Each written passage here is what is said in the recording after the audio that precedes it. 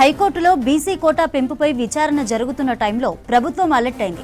ఒకవేళ కోర్టులో ప్రభుత్వానికి అనుకూలంగా తీర్పు వస్తే వెంటనే ఎన్నికలు నిర్వహించనుంది. ఒకవేళ తీర్పు ప్రతికూలంగా ఉంటే సుప్రీంకు వెళ్లే యోచనలో ఉంది సర్కార్. వీటితో పాటు పార్టీ పరంగా స్థానిక సంస్థల్లో 42% బీసీలకు టికెట్లు ఇచ్చే అంశంపైన చర్చిస్తున్నారు సీఎం, మంత్రులు.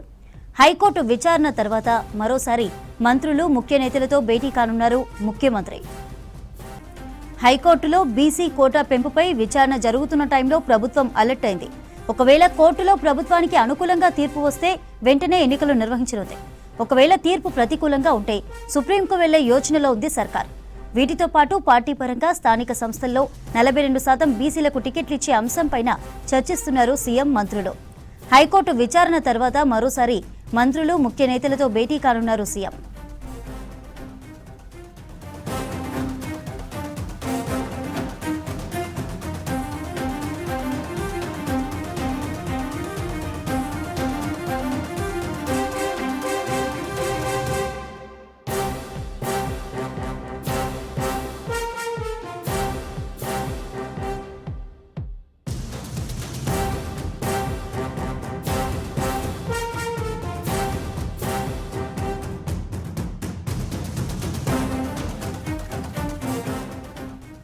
మరి కాసేపట్లోనే బీసీ కోటా అంశంపై హైకోర్టులో విచారణ మొదలు కానుంది.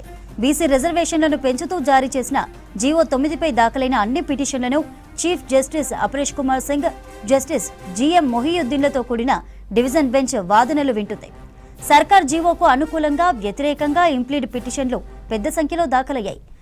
అన్నింటినీ కలిపి విచారిస్తుంది ధర్మాసనం. రైట్, అప్డేట్స్ అందించడానికి లైవ్ లో షరీఫ్ అందుబాటులో ఉన్నారు. షరీఫ్, ఏంటి అప్డేట్స్?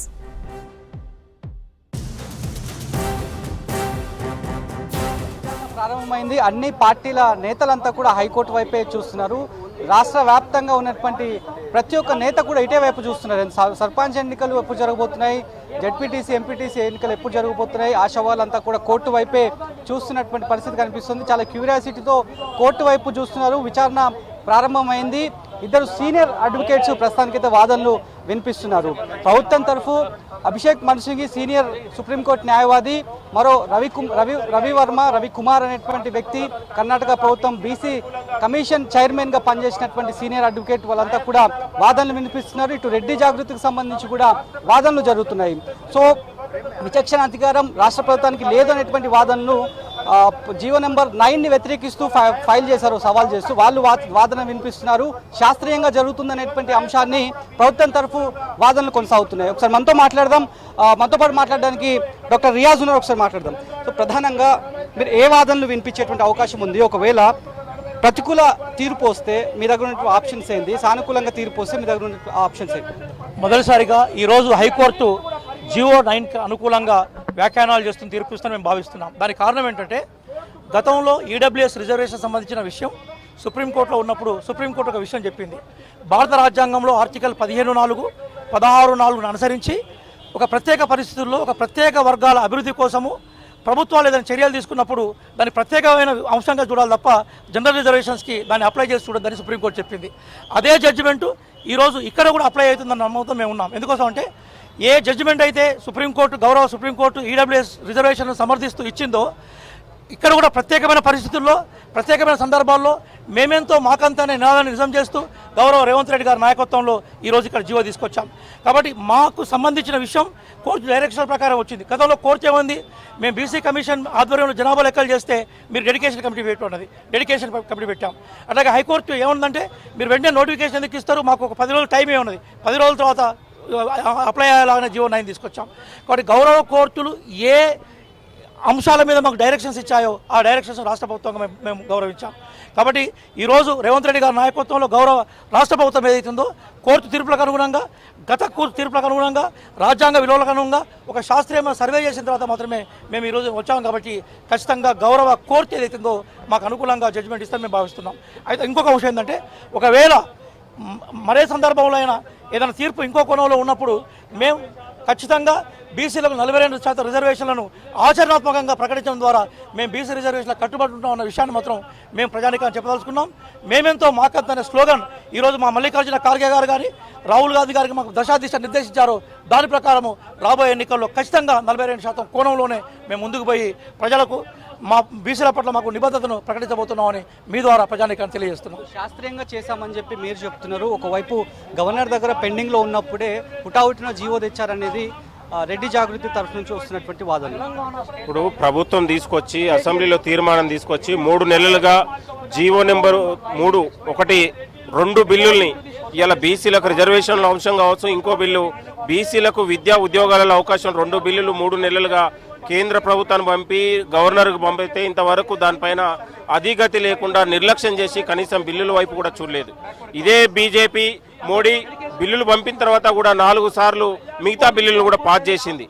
గతంలో ఈబీసీ రిజర్వేషన్ల అంశంలో కూడా ఈడబ్ల్యూసీ రిజర్వేషన్ల అంశంలో ఈ 45 రోజులనే కూడా మనం ఈ ఈడబ్ల్యూసీ రిజర్వేషన్లు అమలు చేసినటువంటి చరిత్ర ఉంది.